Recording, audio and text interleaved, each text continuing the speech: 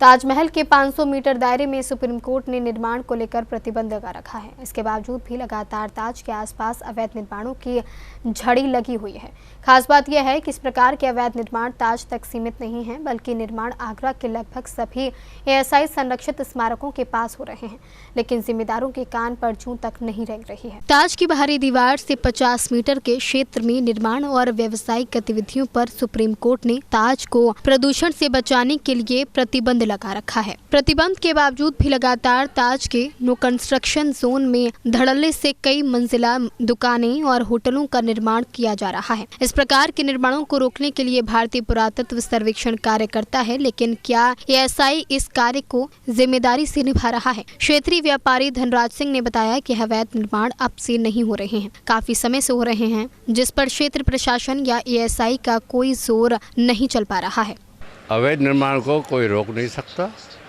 अवैध निर्माण इसीलिए हो रहा है, जय बोलो बेईमान की। All thing is that police या शासन प्रशासन से मिली भगत है, वरना ये अगर रिश्वत न होती तो ये गलत काम होते ही नहीं। कारण एक ही है, रिश्वत। मुझे अवैध निर्माण करना है तो थाने से, पुलिस से या अधिकारियों से मिल करके मैं सेवा कर सकता हूँ, यही कारण है। उत्तर प्रदेश सरकार की नीति के अनुसार प्रदेश में अवैध गतिविधियों के खिलाफ कार्रवाई कर दी जाती है, लेकिन ताज के नो कंस्ट्रक्शन जोन में लगातार निर्माण हो रहे हैं। हाल में ताज के 500 मीटर दायरे में कई निर्माण होते देखे गए हैं। आप इन तस्वीरों में साफ देख सकते हैं कि ताज के प्रतिबंधित क्षेत्र में बेखौफ निर्माण किए जा रहे हैं। जब इस निर्माण के बारे में एएसआई को सूचना मिली तो उन्होंने कार्रवाई की। जब एएसआई से इस बारे में पूछा गया तो उन्होंने बताया कि हर महीने लगभग 5 से 6 शिकायतों पर कार्रवाई की जाती है। इसके साथ साथ तमाम निर्माण ताज के आसपास हो रहे हैं। प्रदेश के पर्यटन मंत्री जयवीर सिंह ने भी अवैध निर्माण को लेकर चिंता जताते हुए कहा कि भाजपा सरकार में किसी भी प्रकार का कोई अवैध निर्माण बर्दाश्त नहीं किया जाएगा और ऐसे निर्माणों के खिलाफ ध्वस्तीकरण के आदेश किए जाएंगे।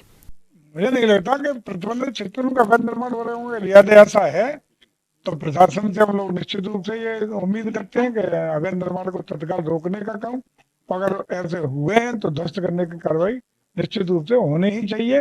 यह सरकार की नीति का शीर्ष प्रियता का हिस्सा है। ताज के प्रतिबंधित क्षेत्र में हो रहे अवैध निर्माणों के खिलाफ प्रशासन और जिम्मेदार अधिकारियों के द्वारा कोई ठोस कदम नहीं उठाया जा रहा है। यही कारण है कि ताज और एएसआई के अन्य स्मारकों के प्रतिबंधित क्षेत्रों में अवैध निर्माण हो रहे हैं। ताज को प्रदूषण से बचाने के लिए सुप्रीम कोर्ट ने 1996 में आदेश दिया था। उसके बाद से ही नए निर्माणों पर रोक लगा दी गई थी। इसी के साथ साथ क्षेत्रीय लोगों ने बताया कि ताज पर निर्माण पुलिस और एएसआई की मिलीभगत से होता है।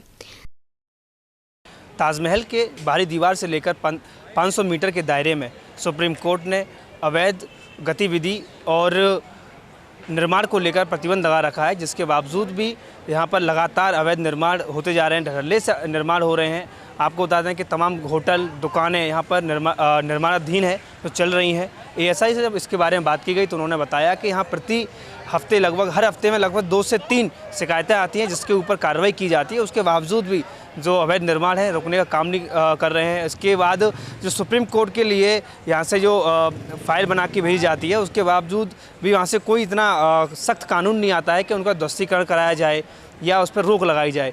यही कारण है कि कानून व्यवस्था जो है यहाँ पर थोड़ी ढिलाई के साथ बरती जाती है और जिसके कारण के जो अवैध निर्माण है वो लगातार हो रहे हैं, जिस पर कोई भी रोक नहीं है। मेरे साथी राहुल शांत के साथ मैं लाखन सिंह, सी न्यूज़ आगरा।